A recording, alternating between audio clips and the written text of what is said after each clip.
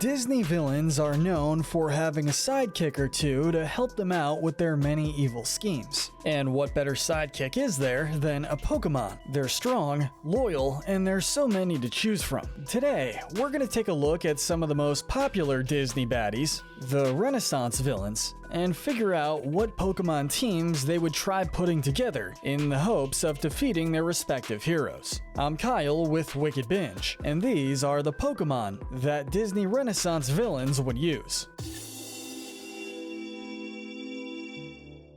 And real quick, before we start, I just want to mention our Pokemon channel, PokeBinge. If you love Pokemon and our usual binge formats, you should definitely check it out. We've got Pokemon-themed Good to Evil and Spectrum videos, and we're even doing card openings and monthly contests, so keep an eye out for those. Okay, let's start off with our earliest Renaissance villain, Ursula the Sea Witch. Just based on her aesthetics and design, two Pokemon jump out right away as perfect options for her: Tentacruel and Malamar. Not only do both of these Pokemon have multiple legs like she does, but they also match well with her personality. Funnily enough, Tentacruel is sometimes called the gangster of the sea, known for using its tentacles to capture and hold prey much like Ursula does. As for Malamar, this dark psychic type uses hypnosis to get people to do what it wants. Ursula may not have any hypnosis powers, but she's still plenty familiar with manipulating people. She's also extremely familiar with curses and magic, hence why we felt Miss Magius would also be a good fit for her. Of course, we can't forget about her pets, Flotsam and Jetsam, knowing that Ursula would want another electric eel around to replace them after they,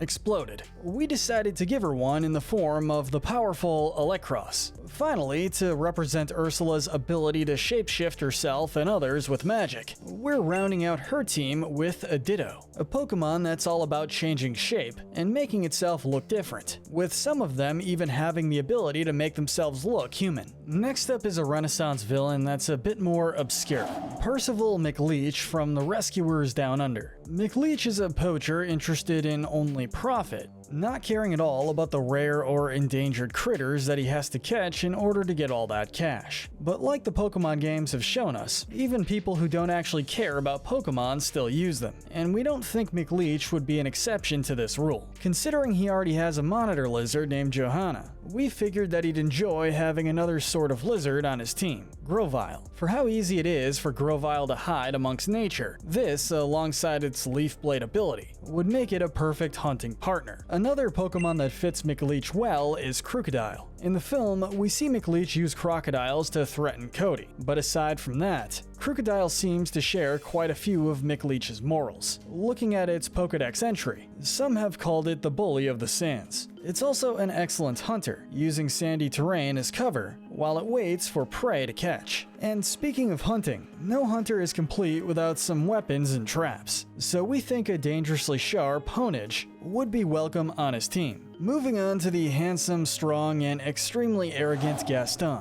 Naturally, Gaston would want Pokemon that are just as muscular and powerful as he is. Knowing this, we felt that Machoke and the Ultra Beast Buzzwole would be pretty much perfect for him. Both of these Pokemon are known for being two of the most buff Pokemon in existence, easily overpowering and intimidating most opponents. Machoke especially has also gotten a bit of a reputation for being attractive to human women. And yes, the Japanese Pokemon site has a whole page dedicated to this. So this Pokemon and Gaston do have a lot in common. But beyond his desire to be seen as strong, Gaston also wants to be seen as the village hero. Knowing this, and knowing that Gaston sees himself as quote-unquote beautiful, we felt that it was only fitting to give him the beautiful night Pokemon, Gallade. Now, we all know the "he ate 4 dozen eggs every day," part of Gaston's song, and how proud he is of this fact. So, of course, we had to give him Execute to symbolize this. The last Pokemon we're giving Gaston is meant to represent his sidekick, LeFou, a guy who acts as Gaston's hype man and always bounces back, no matter how often Gaston smacks him around. As far as we're concerned, no other Pokemon represents this better than Wobbuffet. Moving on, we have the evil sorcerer, Jafar. Starting off with some easy ones, we of course have to give him a Chatot. After all, who is Jafar without a parrot to banter with and bounce ideas off? With how much Jafar seems to like snakes and cobras especially,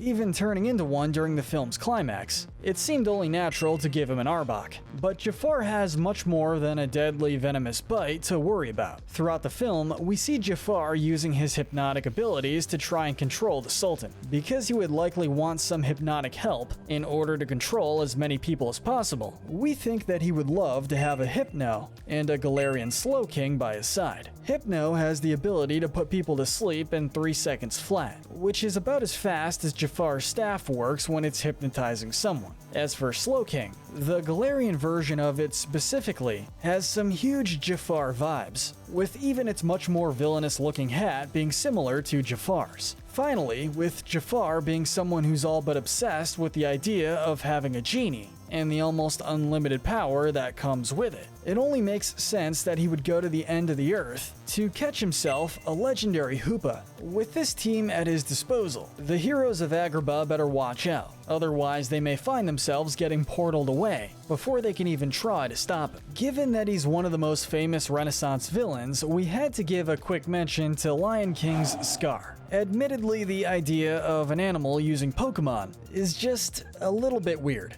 but we have seen Pokemon like Mewtwo use other Pokemon, and we're sure that Scar would be able to convince a few to stand by his side, namely the Dark-type canine Pokemon, Poochyena. Scar already has experience working with canines, i.e. his former hyena army, so we think he would be able to train these pups pretty well. We could also see him gathering up a herd of Tauros to have at his disposal, obviously paralleling how he used the wildebeests in the film. From the plains of Africa to the forests of Virginia, next we have Governor Ratcliffe. Interesting enough, one of the most notable things about Ratcliffe is the fact that he has a pet bulldog named Percy. Being someone who likes dogs well enough, we think he'd enjoy having a Snubble, a Pokemon that's known for being devoted and loyal according to its Pokedex entry. We're also sure Ratcliffe would appreciate its talent for easily intimidating and scaring off other creatures. But beyond cute pets, Ratcliffe is a man interested in wealth, nobility, and power. The Pokemon we feel represent these qualities best are Slowking, the normal version, not the Galarian version, Serperior, and Carbink. The first should be obvious. It literally has King in its name, and it's likely Ratcliffe would care more about its looks than its actual power. With Serperior, it's often referred to as the regal Pokemon, and is also a Pokemon with great intimidation skills, something Ratcliffe would likely see as a huge advantage. Finally, with all the diamonds that adorn its body, Carbink would simply represent Ratcliffe's desire for wealth and all things shiny and glittery. What better way to attract attention than with jewels? Now, admittedly, Frollo was sort of a tricky one. If anything, Frollo would be the type to claim that Pokemon were satanic or demonic, like how some overzealous extreme people were doing back in the day. Still, if he had to use Pokemon, it's likely that he'd want Pokemon that represent how he sees himself, someone who is noble, pure, and heavenly. Or, in other words, the exact opposite of what he really is. So it only seems fitting that he'd want to catch himself a couple of quote-unquote angelic-looking Pokemon, like Togekiss and Gardevoir. Now admittedly, we aren't quite sure how well these Pokemon would get along with a person like Frollo, but that's a whole other discussion. Salazzle may also be a Pokemon that would fit well on his team. In a sense, it would sort of represent the quote-unquote love and attraction he has for Esmeralda. It being a fire type would also ironically represent the hellfire that Frollo is trying to avoid. Okay, that was a bit of a hard one, so let's move on to a team that was really easy to put together, Hades. Right off the bat, we just know that this guy would want to catch himself a shiny Rapidash. Not only is it a powerful horse Pokemon, but we just can't imagine him saying no to a Pokemon with bright blue flames. With how much Hades tends to rely on minions to help him with his plans, we also feel pretty certain that he'd catch himself an Impidimp or two, both because of their devilish nature and because of how powerful they become when they evolve, making them perfect for his long-term plans. Hades also has plenty of monsters at his disposal, and with Hydreigon being so reminiscent of the Hydra that he used to try and kill Hercules, it also seems like it would fit him extremely well. Finally, given Hades' connection to the Titans, we think that if they weren't an option, he'd instead try to use one of the Titans from the Pokemon world, namely Regigigas, which can be about as destructive and devastating as any monster of legend. Next up, we have Shenyu. As the leader of the Huns, it should be pretty obvious what kind of Pokemon Shenyu would prefer, namely any Pokemon that would be extremely useful in an army. Going back to ancient times, we think that the Hisuian Samurott fits these qualities to a T. Admittedly, Samurott is based more off of Japanese warriors. However, its Hisuian form not only has slightly different aesthetics, but according to its Pokédex, it will do anything to win a battle, preferring to use tricks such as surprise attacks and cheap shots, which pretty much screams perfect for Shenyu. We also have a pretty good feeling that he'd enjoy having a falcon that can not only attack with its claws, but also burn anyone in its way. So Talonflame is also a must for this team. And rounding out his Pokemon army, we're gonna give him Decidueye, since every army needs a good archer, and Decidueye certainly meets those standards. How many men does it take to deliver a message? 1.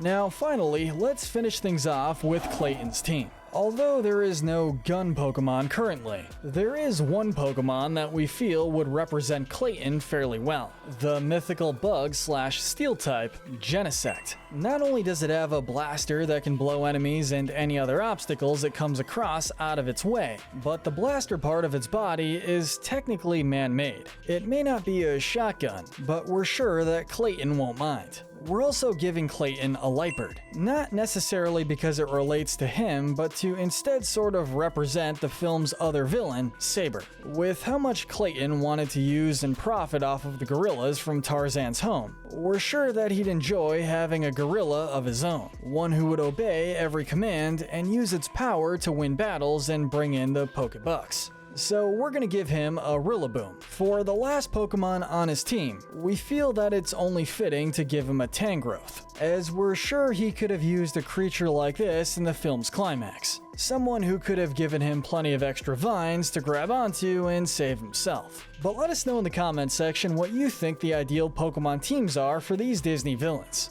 And tell us which other Disney or other animated villains we should assign Pokemon teams to next. Make sure to check out our Pokemon channel, Pokebinge, but most importantly, stay wicked.